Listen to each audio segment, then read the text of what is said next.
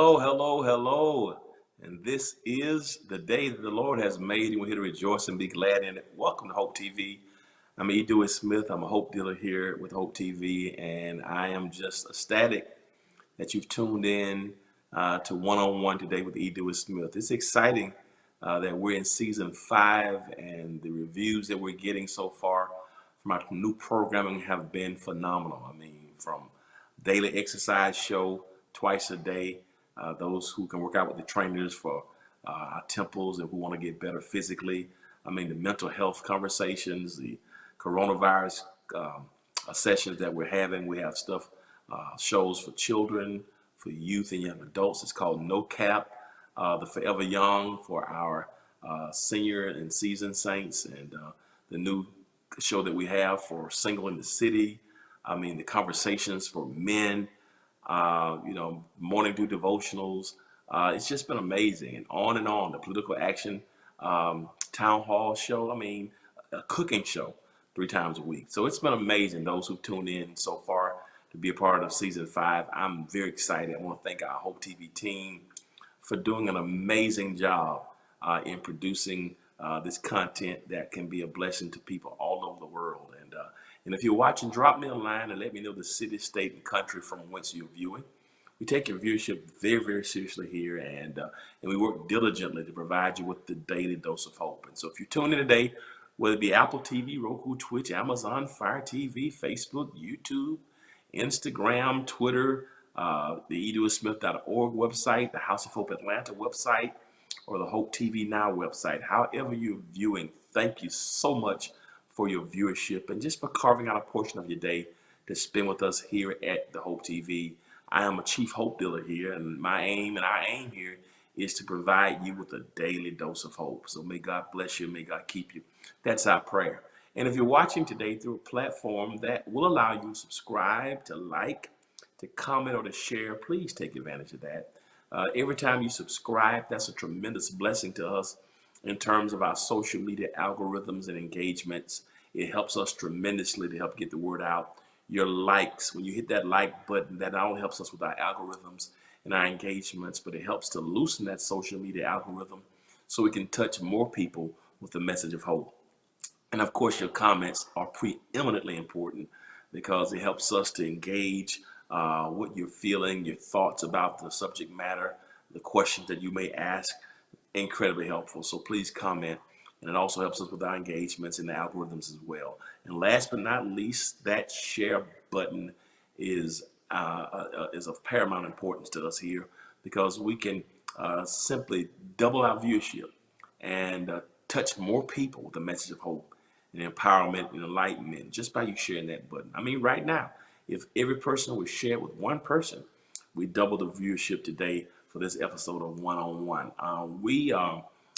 I'm so incredibly blessed and humbled and honored to be able to bring you this episode of One on One. We've been focusing this season a lot on mental health. Some of you know I went through a very traumatic situation 5 years ago. Within 28 days, my godmother, mother, best friend from college, and sister all died within 28 days, and it put me in a real, real tough place. So here I'm the man of faith, the man of hope, who was really traumatized by those deaths, and just 5 years ago. So I've been very vocal about that. And even though we've been advocating for mental health for a long time, those personal experiences really heightened my awareness to just the need to bridge the gap between the faith community and the mental health community and emotional wellness. And so thank you for engaging us. Come on, share the like, hit that like button and share this link right now. If you're watching Facebook, YouTube, if you're watching through a platform that you can share this link, we have something that's going to be so powerful today. And you're going to thank me later, those who did not tune in last week for episode 1, season 5. So today is episode 2, season 5 of One on One. And last week we invited a powerful woman who's been working in the area of mental health for over 30 years. I mean, helping to empower women across the globe, helping to empower those who have suffered through domestic violence and a plethora of other issues. And we've been talking this month even about this whole issue of domestic violence as well. and we've highlighted that, and we've been wearing pink and purple all month, pink for breast cancer and that purple for domestic violence awareness that we just shared about with Ashley last week in that message that we shared with you from Sunday from the House of Folk. And so today we have back with us Dr. Selena Shima, who is an amazing advocate and leader in the area of mental health. Welcome back, Dr. Selena. Glad to have you with us again. Thank you. Thank you. I'm so happy to be back. Thank you so much for inviting me again to return. I'm very sorry for your losses. I was very insensitive that I was not knowing last week. So No, it's okay. very sorry for your It's losses. okay. No, it's okay. You were helping me, and this is about the people, and so, uh, but God is good, and this has been very, very helpful, and to get us through it. So I'm even more sensitive. So as a result of what I've gone through, even more sensitive and even more practical in my Mhm. understanding. I think it's helped to make me a better pastor, I believe, to be able to Amen. identify and be more empathetic. I wanna just talk about because your experiences are so vast, and you were incredibly um, kind, and you were very, very humble.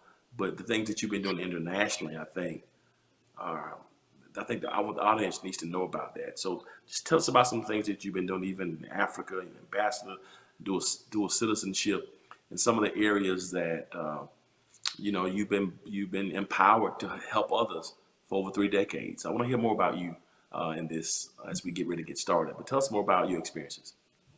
Okay. So again, my experiences began at 8 years old when I started traveling my journey through pain. My father and mother divorced, and then it carried on through life to continue to compile. And then I made my first trip to our country, which is the Cape Verde Islands in West Africa, in 2011. And there I saw so many mental health complexities, and that's why I wrote the book. I said, "Oh my gosh, I can't leave this my family's country and not leave them with a vehicle to work with on trauma because they didn't have any types of trauma training or trauma specialist." So I said, "Well, I'll just write them a workbook. I'll write the workbook, and they'll have something to use to help these women who are being the abuse was incredible." So I started writing the book, and then the publisher said, "No, you got to put a little bit more into this book." So I put more in about myself, and then I created the whole idea of the emotional toxicities and how we need to emotional detox because we detox everything else, and nothing seems to hold. There's not a glue to it because we don't detox emotionally. So I created this book, and I have in this book I've created the idea of emotional intruders, who are the little guys who come out, well, the things that come out and kind of bring us down, and emotional feeders who kind of feed the intruders, and toxicities is all the things that we go through in our life and that continue to go and grow. So what I did in Cape Verde, which really was the place that encouraged me tremendously because there was so much sadness, a lot of great things, but of course a lot of sadness. So I started creating a curriculum, which I created from my 5 keys, to train those who are interested in social sciences in the colleges in Cape Verde to do the work that I do, but at a lesser level, but at least to have some training. So it's a trauma training program using my 5 keys as their way of walking through helping others. And then I created what I called the Healing Hearts and Empowering Voices. Because in our country, and I say our country because I do have dual citizenship there, in our country, the women are taught not to speak, but that's not I think it's just in Cape Verde. I think it's in many countries. And so I created this vehicle called Healing Hearts Empowering Voices, where I was training before the pandemic came, training. I went and did 100 women in several areas of the main island. There's 10 islands in Cape Verde, and I met with 100 women and I think about 10 men, And we went through a healing process of them hearing the story, but we called it emotional abuse and not mental health because, of course, in Africa, mental health is a taboo. So we called it emotional health, and we had one woman who told her story. And we're storytellers, right? We're African, we're storytellers, and um, and and so she told her story, and then everyone started telling their story. And everyone said to me, Dr. Selena, you're not going to get anything out of this. No one talks. They're not going to tell you their story. We had 100 women and 10 men tell their story. So, so I said, well, let's do this. So I wrote another curriculum for the circles so that they could have the two hosts of the circles in each community. They could have as many circles as they wanted, but at least they would have some place to go, some place to put their voice, and somebody who would, two people that would be their host, and they would have a supervising leader who would be underneath me and my team's auspices, so that we could supervise them, so that we could keep keep it safe place for them, what have you. Then the pandemic came, so now I'm going back in April. I'm doing a retreat there, but I'm also going to do the circles to continue the training. So that's one of the things I've done there. I've also become an ambassador of emotional health there, but I'm also an ambassador for Burundi, East Africa, for the Foundation Labs, and we'll be doing a summit in Washington, D.C. the end of October. It was canceled for September. We'll see if it's going to be okay for October. It's going to be on empowerment and those kinds of things as well. I do a lot of global presentations around, speaking and reclaiming your voice, really, because my voice was shut down for almost 20, 25 years. And so, and even now, sometimes I'm not so steady on my voice, but we have to use our voice. So I do a lot of speaking on reclaiming our voice. And I'm doing a lot of retreats. So I have retreats I'll be doing in New York, in St. Kitts, in Cape Verde, and Martha's Vineyard, and maybe one other place in 2022. So that's what I'm doing right now. And I'll be doing some webinars. Although I'm hoping to do more face-to-face trainings. I've also written a curriculum to train church members to help their pastors. So I know that you said you have a mental health positioning there at your church, but there's some smaller churches. I work with about maybe 5 or 6 smaller churches in New York, and working on maybe getting a frontline group of people who are in social services, who can be some frontline people. So when the pandemic really starts to unthaw and people are unthawing, they're going to need a place to stop talking and unfreeze, right? So I figured, okay, let's get them on board. Let's train them to do some of the 5 keys, not to be therapists, but to be support persons, to take some of the edge off the pastors who can't do it all, and create a really nice volume and rhythm for the church. So that's what I'm doing right now.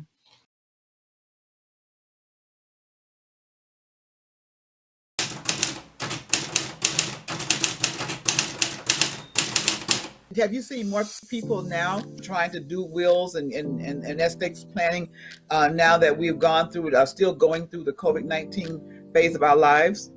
I've seen a lot more people trying to do that, to have wills, to have healthcare directives, to even to the point of having living trust. For example, a will goes through probate, so it's public knowledge. But trusts are not public knowledge, so families are really starting to take a hard look at what if I'm incapacitated.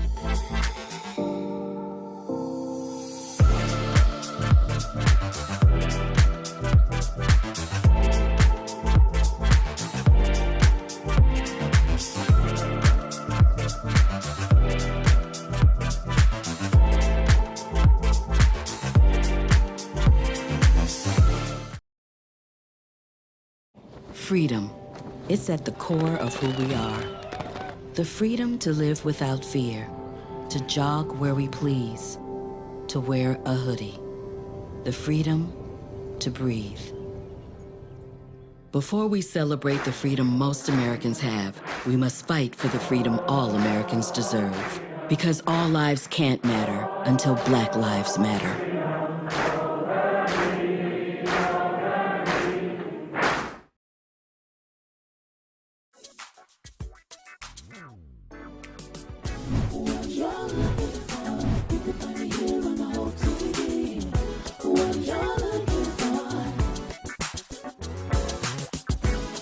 You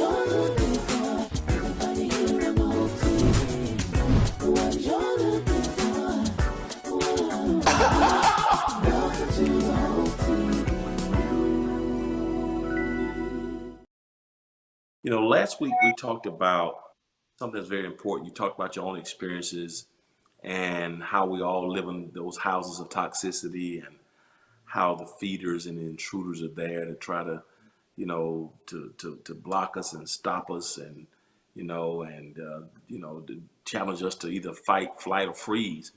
And you talked about, some of your own issues, and and how things can come up out of nowhere. And I asked you a question about, are we perpetually stuck in those houses of toxicity? Because because I think it's so easy to become victims. As you spoke last week about 20 years, you walked with no voice, heart not healed, and you became a victim. And so, I've seen that so much in my own ministry, and giving spiritual guidance. I try to use counselors, the word counseling, because I'm not a licensed counselor. I try to give spiritual guidance. But I've seen that whole victimization kind of mentality that just paralyzes people. And so I ask you about, are we constantly stuck in the house of toxicity? And so my question today, I want to just get your thoughts on that. How do we get out of the house of toxicity? I mean, is there any way to unlock the house so we can get out of it? Okay. So, I mean, I don't want to leave anyone out because everyone's stuff is relative to them, right? And some people say, oh, it's not as easy as that. And I know I have 30 years of, of experience, personal and otherwise, and professional.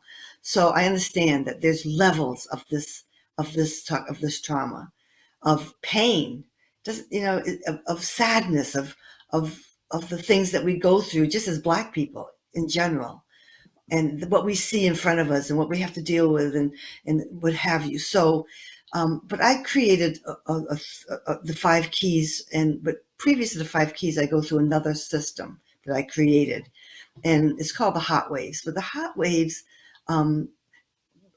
what I'm looking at when I'm going through the system, and I'll explain the system in a moment, is I'm looking at, first we have to unlock it, right? So we have to look inside the stuff, and I have my curriculum helps you unlock it. It helps you list these things. It helps you figure out what the priorities are. It helps you figure out which ones you want to begin with, which ones are too hard. I also have the hot waves will look, it's really a thread of life. What really happened? What are the significance of who I am genetically? What's the significance of who I am in terms of my exposures? What were my exposures? What was I exposed to? Did I live in a war zone? Did I live in a place that was, what was I looking at as a child? What was coming in through my lens? Because it gets impacted, and it can be very significant. Just looking at domestic violence, just hearing it in your bedroom and hiding under your bed is significant. So looking at what was my thread of life? What was my exposures? What was genetically predisposed to me? My grandmother's depressed. She committed suicide. My so-and-so is this. And, what was so knowing that we don't look at that stuff. We look at our genetics and say who's on their cousins and who, whatever. And the last thing we want to look at is who is authentically me? Who's authentically me? Who am I? I know that when I was a little girl, and I still do it to this day, my daughter gets so mad at me, is I will stare and watch people. I could sit in an airport, a hospital, a bus station for days and be quiet and just watch. That's authentically me. So God gave me that gift at birth. I call it my innate gifts, and I work a lot on innate gifts. That's my innate gifts. And that's why I'm who I am today, because it was already predisposed to me. So looking at those areas of how you became who you became, and then looking at what were all the influxes that interfered with all of the stuff through the exposures or whatever it may have been, and writing them out, mapping them out, looking at them. We don't like to do that. That's too much work, Selena. I don't have that kind of time in the day. Well, then, then those will stay stuck a little bit longer. We'll take it in small pieces, little chunks, taking little chunks. So we go through that phase first. So that's part of my cleanse. So we have to unlock this stuff. If you don't unlock it, I've got people who have vaults inside of them, vaults with dead bodies laying inside of there that they will not allow to come out and breathe. And it's too painful. So sometimes you have to take it in small pieces, in small fragments. You can't just run through it and say, okay, let's merrily do this work. It'll be fun. No, it's not fun work. It's not fun. It's painful. But we have to do it to get through it, right? We're going to do it to get through it. So that's unlocking it, looking at going through a process with supports in place and going through all of that stuff that created who we are and what's in there, what does live in there. And many people say, well, I didn't have a whole lot of stuff happen to me. But then all of a sudden they'll think like, oh my gosh, but they used to bully me when I was a kid because I was so skinny. Or because how many of our Black children, my daughter's one of them, she's a physician right now in California, but she still has a hard time when somebody asks her about her hair. Do you wash your hair every day? That's what they used to ask her in the school here in Martha's Vineyard. So she's traumatized by that. So don't think that nothing has happened. If it affects you, we need to deal with it. So looking at that part, looking at what is the core to what bothers me. What is the core to what doesn't allow me to sleep at night? What is the core that interferes in my day? What is the core that brings about these images and these intrusions, these memories that I try to push away and brush away? What is the core? From a little red bike being stolen to your your soul being ripped out of you. So what was the core? And let's look inside that core. And let's see what they are. Let's list them, label them, and not fear them. Because inside the core is the truth. So when we get into the core, we look at the realities in there. What's the reality? What was the reality of that situation you said happened when you were 16 years old, Selena? Oh, you've been blaming yourself for that, haven't you? That wasn't your fault. Look what happened. This is the true story. Let's write the true story. Not your made-up version, not your distorted version. Then when you get to the core, then you start to the reality, then you start to say, what's the truths in that? And then you look at your accountability, what could have been different for you, but you never asked for that to happen. You were never there for that. So the truths come, and all of a sudden there might be an aha moment. But then you got to go through other work. We got to go through somatic work because now your body's going to tell you the story. It's a lot of work. It's a lot of work. It's not even 1 hour a week. It's a lot of work. So then when we get to unlocking everything, we start unlocking a few things. Then we move over to unveil. Now we unveil them. Okay, look what we got here. Look what's under this picture. Let's lift it up. Let's put the veil back. Let's look at it. And let's play the video. Okay, start the video. Let's see what's playing. Oh my God, I was just a little girl. Oh my gosh, I was just a little boy. Oh my gosh, I didn't even mean to be there. Or why did that happen? Or whose fault? That wasn't even, whatever comes, you start unveiling, you start seeing the realities and the truth start giving you another new meaning, right? You start creating a new you, a new meaning, you start feeling some shifts going on. You say, wow, I've been carrying this all this time. No wonder I get mad when I see this or something that when I see that it triggers me. Now those triggers start to fall down. Everything doesn't go away. It's a long process. It's a lifelong journey. I still have stuff that comes in. And then when we get through the unveiling and we go through that process, then we move over to the unleashing. Now, what are we going to let go of this? What's going to be let go of it? We're going to let go of this, this, and this. So then they go through the tree of authenticity. I have part of my hot waves. We have a tree of authenticity. on this tree of authenticity, we're going to map all the things that we feel are authentically us. Now, you know what? How many times have we looked at what is our authenticity? Who am I? Everybody knows what I did wrong, what I didn't say, what I didn't say. Even my high school yearbook I'm going to my high school reunion next week, and everybody says, Selena, you did better than all of us. I said, yeah, and I thank all of you. Wow. I said, oh. I said, thank all of you, because adversity moved me forward. I found out that my authentic self is that I use adverse challenges to make myself better. That's authentically me. I like that. So it's on my tree of authenticity. On my tree of authenticity is on the other side of the tree is things that aren't really authentically me, but I'm going to carry them because they were they helped me. So my stepmother hated me. She didn't like me because I was my father's only child, and he loved me, and she didn't like that. And she told my father I would grow up to be nothing and nobody, and nothing, and he'll never see anything good come out of me. So I went and got a doctorate. And I said to her, when I got my doctorate, I said, I got my doctorate. And trust me, I didn't start college until I was in my late 20s, so I didn't think I was good enough. I got my doctorate. And she said, that was just by luck. But I put that on my tree of authenticity.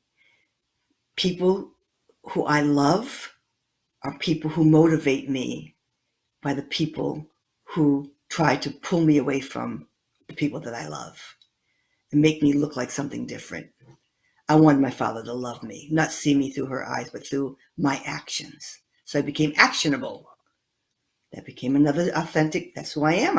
I'm an action-oriented person. I'm not the smartest person in the world.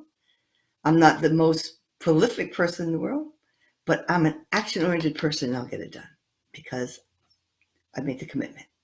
So you find these things out about yourself, and you start, and then all the things that on the roots of the tree are all the things of your resilience. How did you make it through all that, Selena?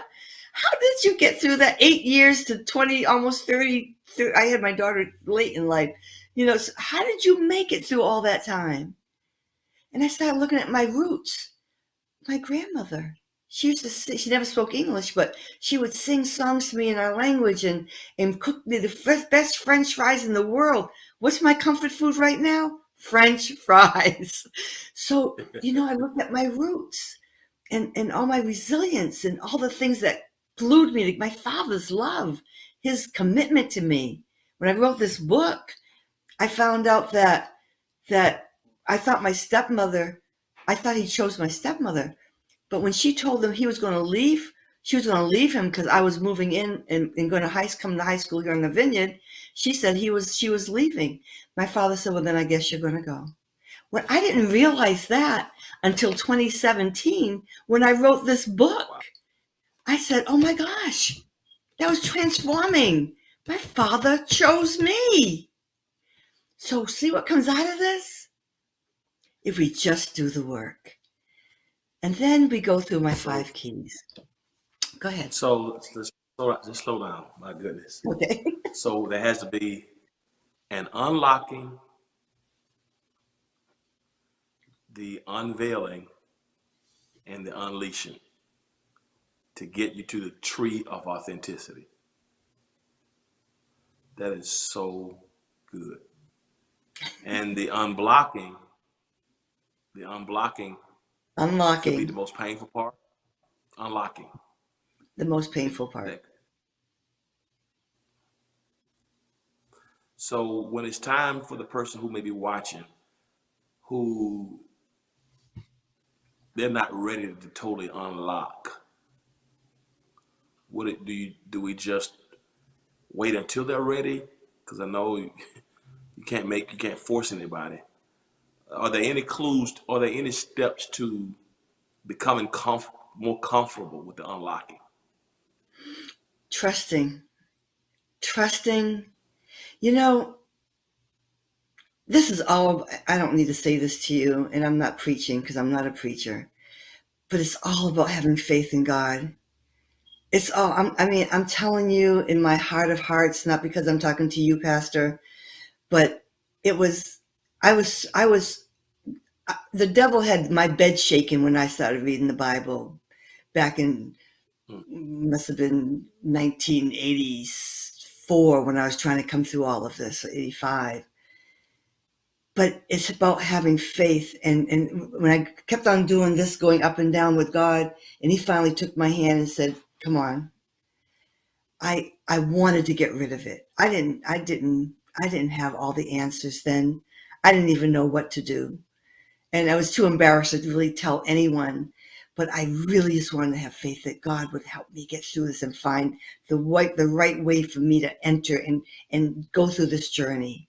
So when you don't have the answer and you're too afraid, one thing you have to remember, it wasn't your fault. Second thing you have to remember is that God's got your back. The third thing you have to remember is that you got to do something. You got to do something. So if it was somebody that took your bike or somebody that used to call you Skinny Minnie at school or whatever it might be, start there. Just start there. Start with something simple and easy. If it's just about a pain you have in your heart and you don't know how to get through it, explore it. Don't even tell your story. We all have a story to tell. And it's through those stories that we get our healing. And we find the answers. So take it at your pace. Your body will tell you. Your body will tell you what's going on. So remember, there's lots of avenues that you can reach out to.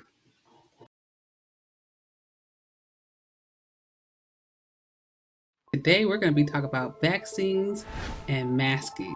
So one of the things we learned pretty quickly was, hey, masking can prevent the virus. Having the ability to wear a mask, distance yourself, because the virus is mainly a droplet virus. And when we speak, even though we don't know it, we are always spewing little bits of particles from our mouths. My job today is to find out from our audience, what is the reason for you not taking a vaccine that will prevent the virus?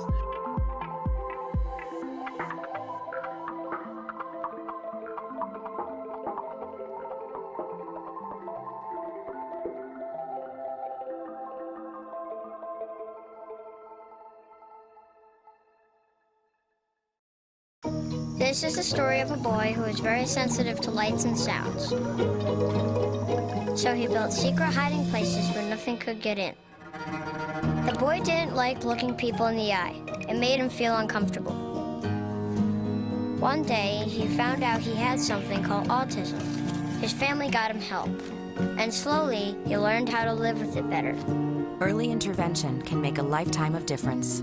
Learn the signs at autismspeaks.org. What's up, y'all? It's your boy Jermaine Dolly, Mr. Hello Dolly himself, and guess what? You're tuned in to Tea and Worship with my homies, Mignon and Corey. Keep it locked, y'all.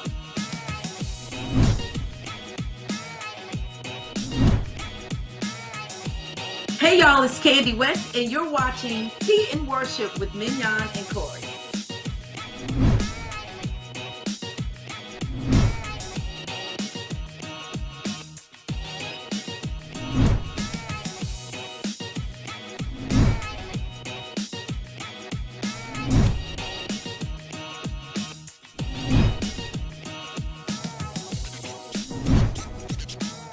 It's your boy James Fortune, and you are watching my favorite news show, Tea and Worship, with my sis Mignon and Corey.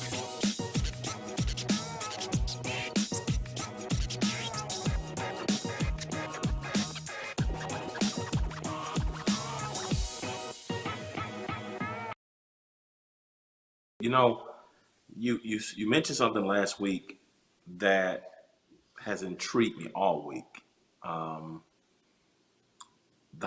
And that's why we theme these shows emotional detox. I just, going through a physical detox and 48-hour detox, flush my system, my body.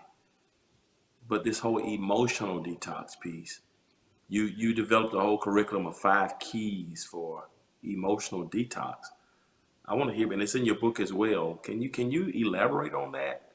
Yeah. What are the 5 keys to emotional detox? Why is it necessary, and what are the steps? Okay. So before we go through any detox, we have to go through the preliminary cleanse. So that's my hot waves. That's the unlock, unveil, unleash. You got to go through something. You can't go through an emotional detox. Okay, I'm ready. Let's go. What do I do next? No, because nothing's there. You got to do the work first. So that's how I start even with my retreats. People will have to do this before they come to the retreat. At least get it started. Then they move into the keys. So the keys has some more work, preliminary work, and it makes you write your global story. And your global story is all about you. What's your global life about? Who are you? You know, what happened, and we'll see what they say. So they write their global story, and then they enter into the first key, because now they've done a lot of the cleansing, right? The first key is cleanse. So now they've done a lot of their cleansing. They've done a lot of actually recognizing, right? And things are probably really brewing in there. You know, I've done these talks with other groups, and without even going through the keys, just explaining the keys, and people were going through their, like we call reactions of, oh my God, I just remembered that this happened to me here, and they were crying, and we hadn't even got to. So there's so much there. It's going to come out. So you go through your cleanse. So the first key is cleanse. So you go through. There's a whole series of things you have to go through. In the book, it's based on a kind of a Gestalt way that I've written the book. It's action oriented. So you're doing a movie. Your life is through a movie, a video, and it also has some EMDR work through it. I do some EMDR for trauma, and so you're looking at where's your body, what's going on with your body, what level of subjective feelings are you in right now, so we can get that down. So there's work that goes on through the work. And so once you get through that whole phase of the cleanse, which you've done a lot of previous, then we move into restore. So now we've gotten rid of the stuff. Now what are we going to do with it? You know, we got rid of some stuff. There's probably a lot more stuff to go through and get through, but now we got to start restoring some stuff. We can't leave you empty, right? So let's start putting in the other pictures. Let's start looking at forgiveness. Let's look at, is there anything that maybe we need to forgive? Let's look at healing. What do I need to heal from? And let's just start looking at that. Just healing and forgiveness. Go ahead. Let me ask you this. So the healing and forgiveness would be a part of the restoring and not necessarily the cleansing. No, it's part of restoring. The cleansing is getting it out. It's cleaning up the house, getting all the furniture out the house. And because a lot of the stuff that's in the house doesn't need to be there. Some of it needs to go to the trash. Some of it needs to be refurbished. And some of it really needs to stay because it really authentically belongs in the house. And then we go to, okay, now what do I do next? So there might be some grieving that might need to go on, so that we do that through forgiving, right? Some grieving that I had to get rid of that old stuff, you know. I had to get, whatever. So we go, what do I forgive? Am I ready for forgiveness yet? If I was ready for forgiveness, what would I forgive? And maybe I'll just start with myself. What can I forgive about this whole list of things that I have here? What should I start forgiving there? Even if you haven't gotten through the whole list yet. What can I forgive about that? What realities and truths did I unveil that I could probably unleash through forgiveness? If I can't unleash them and let them go to the sky, I can unleash them through forgiveness. And how do I heal through this? So what do I need to take from all that I got in the cleanse and all that I listed in my pre-work? What is it that I need to heal from? Well, I still feel like I need to get some more healing over here. So let's work through that. So there's a whole bunch of workbook pages for that, for the restore. So after the restoration, and we also use this restoration. We're doing a retreat in November with a pastor retreat. It's Meet Me at the Sanctuary in New Jersey, with the pastors around the New York, New Jersey area. And we do the 23rd Psalm. And so restoration is part of that, the 23rd Psalm. So we use my key for that as well. So then we go to clarity. So now you've kind of looked at, you've gotten through all that muck and stuck and got rid of it and unleashed and maybe forgiven and healed. So now you get some clarity, right? Now you can kind of, and you know what? I can see through that. You know what? I don't even need to bring this one through the cleanse because I already see through that. So let's see what you see. Let's see what you see through that. Let's really look at what do you see through that. I see blah, blah, blah, blah, blah. And then let's look at your suds. Is your subjective going down? What's your emotions telling you? What's your body telling you? So we look at all of that. We go through each area. And what's the wisdom? Because clarity is wisdom. Because when you can clear out some of that junk, you can only get more forethought, more clarity, more ability to think things through. And guess what you've done to your brain now? Now your executive function, your frontal lobe, is now saying, ooh, I can see again. I can make decisions again. I can be organized again. And other parts of the brain that were on dim because you were living in so much toxicity. So you get clarity. And the clarity is about developing wisdom. That's what my keys meant for it to do. Developing the correct thought, the framework, the pure thoughts about what's going on. The key that I love the most is the fourth key. It's called rejuvenation. Rejuvenation is, and I wrote this way before I wrote the book, this whole idea. I wrote a curriculum called Bridging Passions with Mishaps. So when you, I wrote this a long time ago. My staff used to always say to me, you're always writing something and you don't use it. I said, but it's going to be used one day. And it was used here in rejuvenation because we got to understand the pain to the purpose, right? Bridging passions with mishaps. God said to me, girl, I'm bringing you through all these lessons back here. I know they're painful. I know that you're having a hard time. You're not understanding why, because you were a good girl. And all of a sudden, this started happening. It just changed and shifted. Those emotional intruders came in and shifted who you are, changed into somebody you don't even know. And you've got so much toxicity living in you now, and you keep on compounding it because you don't know how to get out of it, and there's nobody to help you figure it out. But it's okay. These are your lessons. These are your lessons. These are what's going to take you to your passions. You know that passion you have? That authentic you? That watching people? Watch what I do with you. I came through. I didn't even go from 4th to 8th grade. I didn't go to school. I don't even know how I have memory of anything. I had to reteach myself when I got to high school. So God, it's amazing, right? It's amazing what our innate gifts hold for us. A lot of people get to the point in their life like, I'll never do anything. I can't get anywhere. Let me tell you my story because it's a whole different look than what I look like right now. Let me tell you that. So passions, bridging passions with mishaps. They came across that bridge and they kept coming. And by the time I was in my 30s, they kissed, they embraced, and they held each other and created the person I am today through my rejuvenation. My God, my God. That's the gift that's waiting for you. That's the gift that's waiting for you. We all have it. It was given to us way before we were born. We all have it. We just got to fight to receive it, to believe, to have faith, to keep moving forward, to find our way into the truth and into the honesties and to the purities of our hearts,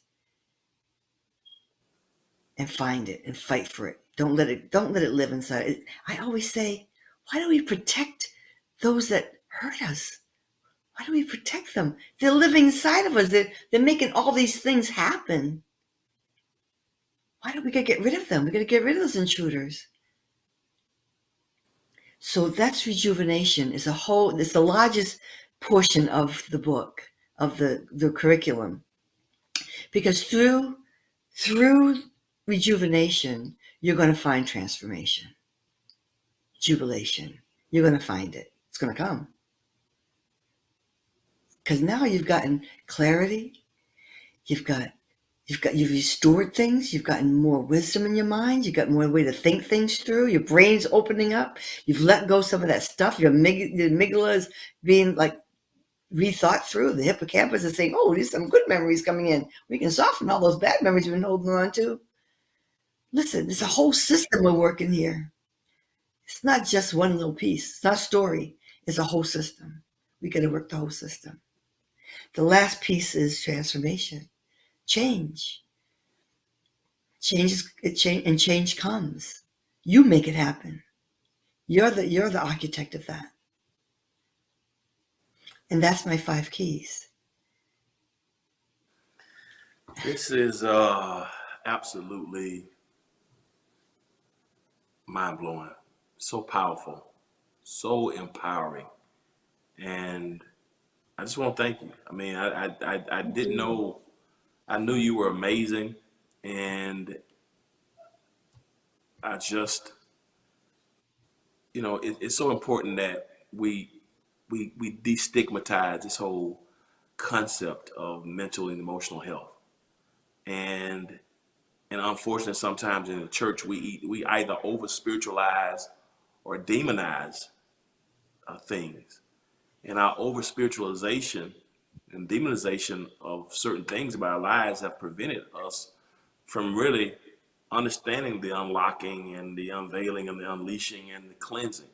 And so to hear today, I mean, as you were talking, I just could, the whole passage in the Gospels, Jesus tells a story of a man who had demons, and the first thing that happened, he had to get clean first, and then he comes back to restore, to put something in the empty house. So it's like, as you were talking, it's like I just could see those steps over and over. Wow. In so much that, I mean, everything that you just said, that I can bring from a somatic perspective to marry what you've done clinically in your work even from a biblical perspective. You give me my points for my next series that I think, that I think can help people be empowered. And I just want to thank you. And I definitely need you to come back this season. I mean, I only have 6-8 shows the whole season, and we've spent 2 together. But I just got to get on your schedule again, because particularly as we get ready to go into the holidays, and we found our experiences, that's a difficult time for people who've faced loss and grief, and so to have this conversation again, and even this conversation on domestic violence, this month, that those persons who are facing that type of abuse, and sometimes the church has even spiritualized, made domestic violence a cross, and made women feel that it's just their cross to bear, and just endure it and not get out of those situations. So even the steps that you just used there were just very, very powerful. How can we, if somebody wants to talk further with you, to do a virtual session with you, is that possible? Can somebody reach out to you to do a one-on-one with you? Do you have those availabilities? Yes, I do. And they can email me, which is emotionalhealth@drselinaoneness.com. So that's emotionalhealth@drselinaoneness.com. And my webpage is drselinaoneness.com. I'm on Facebook and other Tell us social about the media. book, drselinaoneness.com. Tell us about the book, the name of the book, and how can we order the book again? So it's 5 Keys to Emotional Oneness, the Emotional Detox System. And it's on Amazon. It's an international bestseller, and it's on Amazon. The curriculums are not published yet. They're complete, but I haven't decided if I'm going to publish them or not. So did you include the unlocking and the unveiling and the unleashing? Is that a part of the book? That's part of the Heart Waves curriculum, which I'm not. Okay. Yeah, and those are workbooks. Like when I do my next retreat is scheduled right now for April 4th to the 18th in Cape Verde, and I think the next one after that will be, well, we're doing one in New Jersey with the pastors. That's November 14th, I believe, And they'll do one in St. Kitts in June. I haven't set the date yet. And then there'll be one on Martha's Vineyard probably in probably September when the summer So sun will you comes. have all the dates? So I will you will. include We're all the working dates on on? that now. It'll be on my website. So if there are any pastors or local denominational groups who, are looking to bring you in, you are open to coming in to provide those types of workshops and forums to churches, right? Oh yes. I think that's what I think that was my restoration was God said, we're going to restore you, Selena, because you got to work with these pastors. This is my most comfortable place of presenting along with the people who's lost their voice. So pastors and voiceless are my, I don't know how they connect, but they're my two populations that I love the most. Well, I just want to thank you for sharing. This has been an amazing way to open season 5 on Hope TV, particularly this one-on-one session. I can't wait to get into the book. I'm going to read it. Expeditiously, because I'm doing a series, in November. I'm going to do a series on emotional detox.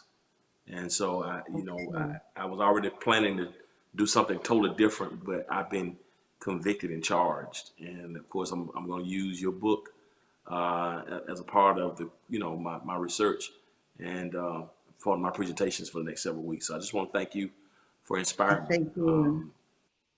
It's been amazing. And so, I might be Pam, you've been watching. I'm sorry? I said, and I might be in Atlanta in December because I have a lot of family that I might go spend the holiday with. So I'll be close by. Well, I look forward to meeting you when you get here and just reciprocating some blessings and show you some Southern hospitality when you arrive. And I also got to send something to Ken Lewis to thank him for making this connection. Family, you've been watching Dr. Selena Shimo today, and who is an amazing ambassador of mental health and empowerment and emotional wellness and emotional health, mental health. And we've just been encouraged. Incredibly so. And I hope you've been inspired to go and do the work, or to help somebody else to do the work, with the unlocking and with the unveiling, with the unleashing and with the cleansing, with the all the different processes, of the recovery and things she talked about, and the rejuvenation and the clarity and the transformation. These things are available to us. And Jesus asked the man in the Gospel of St. John, in St. John chapter 8, wilt thou be made whole? And so the opportunity was on him. He came with all these other excuses as to why he couldn't get the healing at the pool of Bethesda. And so the question I want to ask us today, in light of this great physician, Dr. Selena, who's presented us opportunities for recovery and for transformation. My question to each of us today is, wilt thou be made whole? And if thou like to be made whole, we certainly have options, and certainly there's some resources that are available. Our information is on the screen, the website. The book is on Amazon. And so I want you to avail yourselves of this to be empowered. And I want you to know that no matter what you're facing, God is greater, and nothing can separate you from the love of God. So you've been watching One-on-One again with E. Dewey Smith and Dr. Selena. I hope you've been inspired and encouraged. No matter what you face, God loves you and has a great plan for your life. So you take care of yourselves. Be encouraged. Keep your head up. And always remember this: if you be good to God, God will be more than good to you. I love you, my family. Until next time, peace and love to you.